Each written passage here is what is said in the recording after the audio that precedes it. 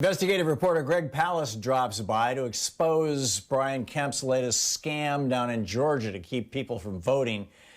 Yep, sure enough, it's a new poll tax. If you don't own a car that's registered in Georgia, he wants to keep you from voting in the January 5th election. Check this out. Leave your comments, ding the bell, share it with your friends, and subscribe to our channel. Our old buddy Greg Palast is on the line with us, the investigative journalist, the author, his latest book, How Trump Stole 2020, something that is still up in the air. Jeez.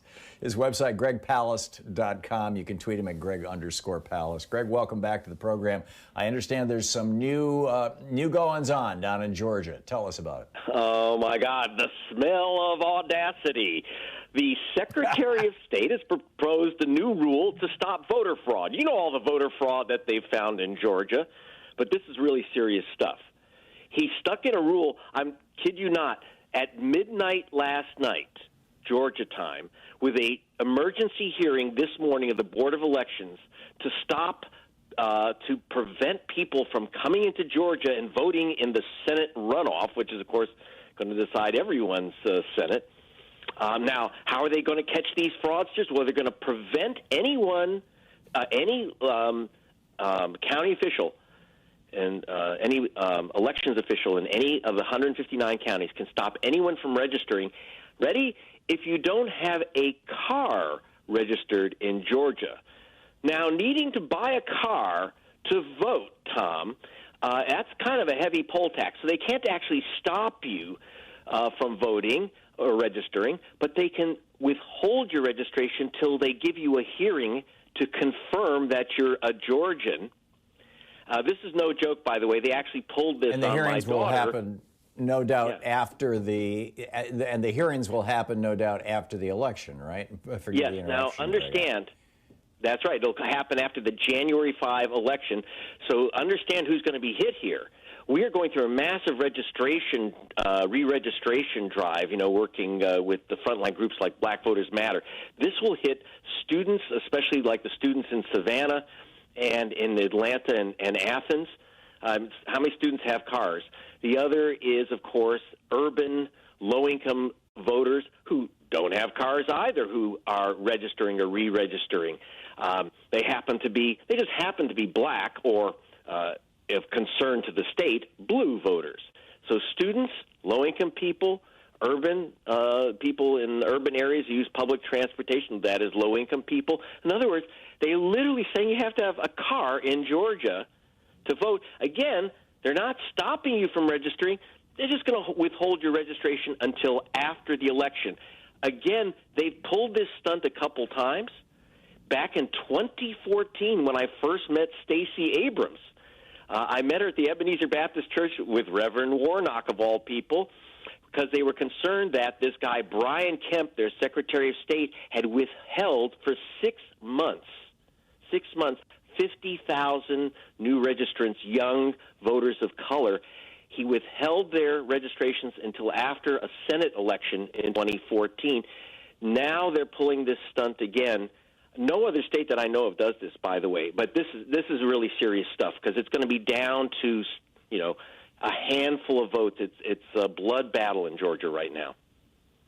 This happened to your daughter, Greg? Yeah, when she was a Georgia resident, student in Savannah for 4 years, and she tried to register. They said, "Oh, well, wait, you have a New York driver's license registered." She said, "Well, because on summer vacations I drive in New York, but I don't I don't in Savannah, Georgia. Everyone uses bicycles, right?" And but okay, so they withheld her registration. She had to fight them. So of course, a lot of her fellow students simply didn't go through the battle to get on the voter rolls. She did, but again, she missed an election, and this is January 5. The cutoff for registration is December 7, but Georgia has a rule that they don't put your name right on the voter rolls. They have to, quote, confirm your residence. This is, and now they're adding this new thing that they can withhold and say your residence isn't confirmed unless you have a car registered. And by the way, it says not only registered, but you will have had to have paid the registration tax. What does this have to do with voting except to knock out students, low-income people, urban people, the blue people? Right. So this is mind-boggling. Kemp has Yeah. done this before. How is this going to play out, Greg? I mean, I'm assuming that the NAACP or somebody is launching a legal suit. I mean, there's 2 weeks till the deadline for registration. You're so telepathic, Tom. I just heard from the ACLU and others and our lawyers because, people have not noticed.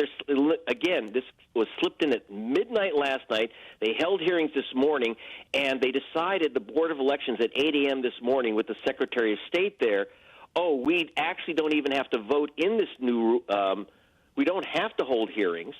Now, our person on the ground there, Terry Manpearl, asked, do you have a single case of fraud of someone coming in from out of state and registering? Do you have one case? This is going to knock out thousands of new voters.